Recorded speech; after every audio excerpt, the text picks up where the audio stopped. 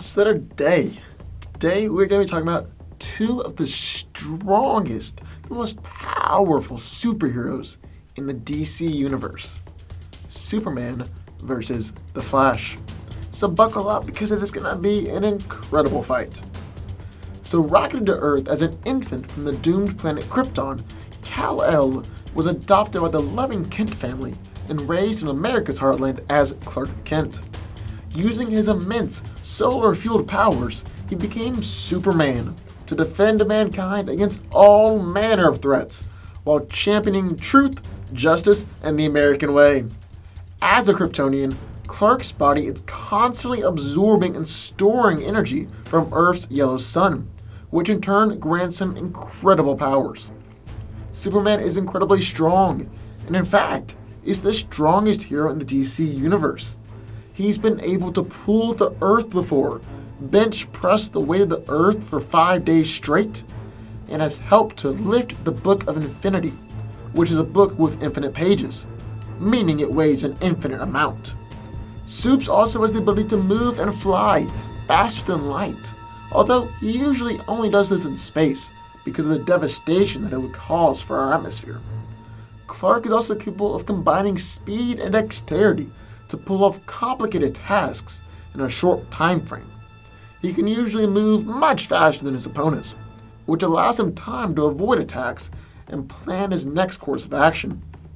Superman is able to move his limbs at incredible speeds, allowing him to dish out dozens of strikes in a second. While all of this shows that Superman is incredibly fast, it's generally accepted that he is slower than the Flash. Superman possesses an immense degree of invulnerability and is able to withstand almost any attack without even a scratch. In fact, unless you have superhuman strength, you're more likely to hurt yourself by punching Superman than it would actually hurt the Man of Steel. However, while it's not easy to hurt Superman, characters like Darkseid, Doomsday, or Martian Manhunter have been able to do it in the past. Because Clark gains his power by absorbing sunlight, he can constantly be replenishing his solar reserves, which means that as long as he's under our sun, he can effectively fight forever. Superman has enhanced senses and is able to see over great distances and perceive even the smallest of objects, even down to the atomic level. He can also hear all sounds and volumes at any pitch, as long as there is an atmosphere to carry it. Superman's physiology can convert stored solar energy into beams of highly concentrated thermal energy, which can reach temperatures comparable to the sun. He can also suck in large amounts of air into his lungs and then create strong forces of wind with it, and he can also control the temperature at which he expels it. Superman is highly intelligent, with an IQ higher than most humans, and is an expert in combat, being trained in several different Kryptonian forms of martial arts, and is an expert at pressure points, being trained by one of the best fighters in the DC universe, Batman. And in the other corner we have the Flash. So after being doused in chemicals and struck by lightning, forensic scientist Barry Allen was granted the gift of super speed. He now protects his hometown of Central City as the Flash, founding member of the Justice League and the fastest man alive. Barry's primary power is super speed, which he gets from tapping into the Speed Force.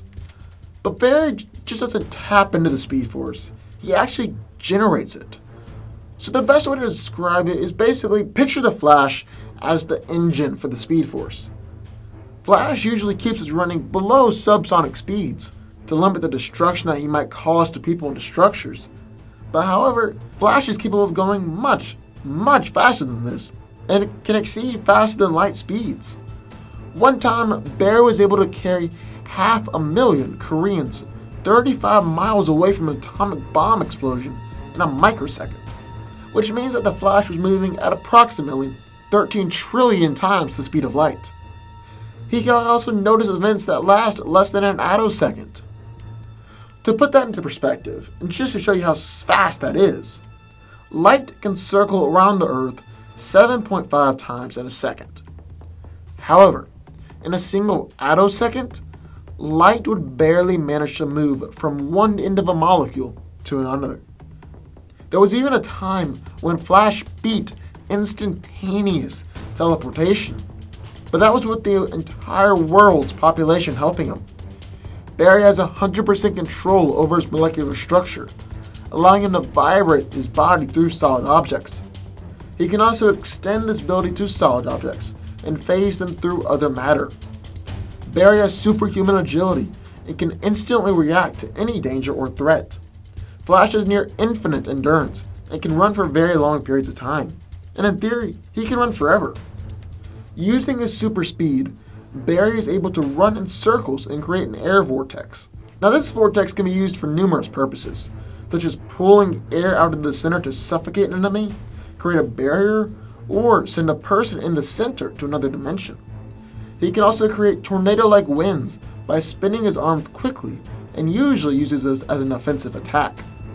Because of Barry's connection to the Speed Force, he is surrounded by an aura that protects him from the effects of speed, especially the effects of friction and airborne particle material. It also grants the Flash superhuman durability and prevents him from injuries and high-speed impacts. If Flash runs just under the speed of light, he gains the relative mass of a white dwarf star, letting him punch hard enough to knock a white Martian from Mount Rushmore to Africa with just one punch. Flash's durability is automatically controlled by the Speed Force, so he doesn't hurt his hand with his punch. Flash also has the ability to perform a speed steal, which is where Flash can rob a person of all their kinetic energy, leaving them dead in their tracks. So let's break this fight down. Now these two are some of the most powerful heroes in the DC universe, so no matter what, it's safe to say that this fight is going to leave some massive damage behind. It's also safe to say that Superman is stronger and has a more varied power set, but that's not to say that Flash isn't incredibly powerful. Flash is also faster than Superman, and this right here is the distinguishing factor. When Flash is unleashed and running at his full potential, nobody can touch him. Literally nobody, not even Superman. That's a big deal. While Superman is fast and is incredibly powerful, Flash is faster and has the ability to outmaneuver Superman, throw more punches, and dodge anything that Superman has to offer. Plus, Barry has the incredible ability to steal someone's kinetic energy, making him unable to move for an extended period of time. Superman is able to absorb solar energy and will replenish faster than the average opponent, but he's still going to be out of commission for a little bit. Now you might be thinking, well, that's all swell and good, but Superman is literally one of the most durable and invulnerable heroes of all time. Flash might be able to outmaneuver him or steal his speed and leaving him immobile, but no way can the Flash actually hurt the Man of Steel. Well, sorry to say it, but you're wrong. You're wrong. You see, the Flash has the ability to deliver an infinite mass punch, which is capable of knocking a white Martian who's comparable to Martian Manhunter from Mount Rushmore to Africa in one punch. So in order to deliver an infinite mass punch, Flash must skate the line of faster than light speed and gain the mass of a white dwarf star, and then deliver it in one massive blow. So let's say that in this fight, the Flash steals Superman's kinetic energy, leaving him motionless. Then Flash can go at the speed of light and deliver an infinite mass punch against the Man of Steel. Light can travel around the Earth 7.5 times in 1 second. So that means that the Flash should be able to deliver 7 infinite mass punches against Superman in 1 second, which is more than enough to knock Superman out. Believe it or not, the Flash wins. But what do y'all think? Sound off in the comments down below and let me know who you think wins this battle. Also, and I have an announcement to make. I am starting a second channel. I am a huge fan of movies, and I'm very passionate about them, and I enjoy talking about them.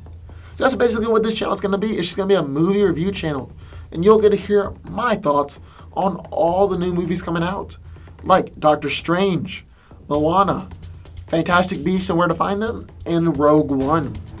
So the link is down in the description down below, so be sure to go over and check that out.